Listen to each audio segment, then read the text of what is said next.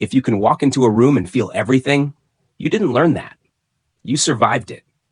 If this feels like it's describing you, you don't want to miss what comes next. Subscribe now. This is only the beginning. Some of the most perceptive, emotionally intelligent people you'll ever meet didn't develop those abilities through books, structured learning, or intentional self-improvement.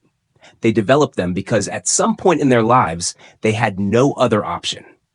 Their environment required it. Psychologists have started using a term that captures this idea with surprising accuracy: traumatic intelligence. And if you've never heard of it before, that's exactly why this matters. Because trauma doesn't only leave marks in obvious ways. In many cases, it reorganizes the brain. It changes how attention works, how emotions are processed, and how quickly patterns are recognized. Research in developmental neuroscience has shown that early adversity can heighten activity in areas like the amygdala, while also shaping the development of the prefrontal cortex, effectively tuning the brain to detect subtle emotional signals much faster than average. The result is a form of intelligence that doesn't always look impressive on the surface, but operates with remarkable depth underneath. And once you start recognizing the signs, you may begin to understand yourself in a way you never fully have before. The first sign is that you can read a room before anyone says a word. You walk into a space, and something in you immediately shifts. Your attention sharpens. You notice the tone of silence, the way someone is standing, the brief flicker of discomfort across a face that lasts less than a second. This isn't intuition in a mystical sense. It's pattern recognition. Your brain learned, early on, to scan environments for emotional data, because at some point, that awareness was necessary. It helped you anticipate reactions. It helped you avoid conflict. It helped you stay safe. The second sign is that you are deeply attuned to other people's emotional states, sometimes before they are. You can tell when someone is struggling, even when they insist they're fine. You notice shifts in energy that others completely overlook. You feel tension before it's spoken out loud. Psychologists often refer to this as hyper-empathy, and it's commonly observed in individuals who grew up in emotionally unpredictable environments where tracking the moods of others became a form of adaptation rather than choice. The third sign is how you respond under pressure. When situations become chaotic, when others freeze or panic, something different happens in you. You become calm, focused, strategic. This is what researchers sometimes call stress inoculation, a concept supported by studies showing that controlled exposure to stress early in life can, in some cases, improve resilience and performance under pressure later on.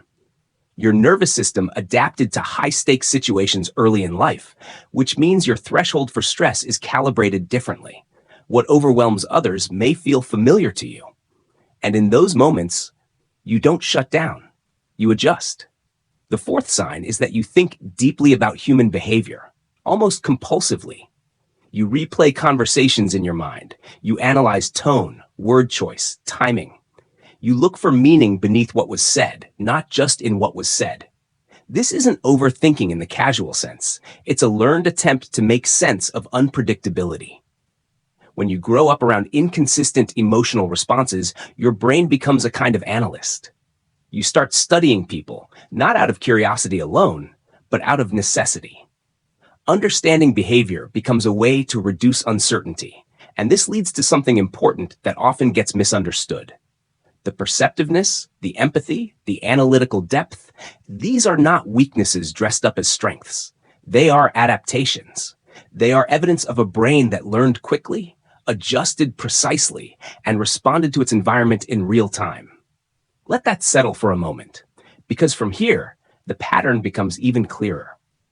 The fifth sign is a strong sense of self-reliance. You don't instinctively wait for help. You figure things out on your own. You build solutions quietly, often without drawing attention to it.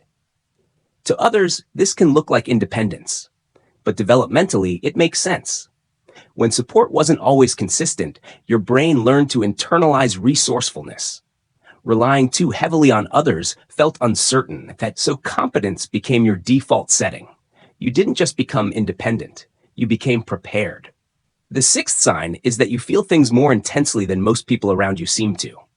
Music doesn't just sound good, it affects you. Injustice doesn't just bother you, it stays with you. A small act of kindness can move you in a way that feels disproportionate to the moment. This depth of emotional experience is not random. The amygdala, which processes emotional input, becomes highly responsive when it has been repeatedly activated over time. The result is a person who doesn't just observe the world, they experience it with heightened sensitivity. The seventh sign is that trust doesn't come easily. You don't take people at face value. You notice inconsistencies. You pay attention to what people do, not just what they say. This isn't cynicism. It's what cognitive psychologists describe as adaptive skepticism. Your brain learned early that not every signal of safety was reliable, so it built filters. And while those filters can sometimes create distance, they also ensure that when you do trust someone, that trust tends to be deep, deliberate, and resilient. The eighth sign is your relationship with rest. Slowing down can feel unfamiliar, sometimes even uncomfortable. When things are quiet, your mind doesn't always settle. It scans, it replays, it searches. This isn't because you don't know how to relax. It's because your nervous system was trained to remain alert. And the paradox is this: the very intelligence that helped you adapt can also make it difficult to fully switch off. The ninth and perhaps most defining sign is that you carry a strong sense of meaning. You don't move through life casually. You've thought about pain, your own and other people's, and something in you has refused to see it as meaningless. Research on post-traumatic growth, particularly the work of psychologists Richard Tedeschi and Lawrence Calhoun, suggests that many individuals who navigate adversity develop a deeper sense of clarity about what matters, often reshaping their values and priorities in lasting ways. And that may be what you're feeling. A kind of quiet understanding that life is more complex, more fragile, and more significant than it appears on the surface. But there's something important to hold alongside that. This kind of intelligence is not something to glorify at the expense of what created it. The awareness is real. The depth is real. But so was the cost. What psychology continues to show is that the human brain is not only vulnerable to hardship, it is also remarkably responsive to it. It adapts, it reorganizes, it learns. The perceptiveness you carry, the empathy you extend, the way you understand people, these are not coincidences. They are the result of a mind that had to grow quickly, and did. So the question isn't how you became this way. The question is what you choose to do with it now.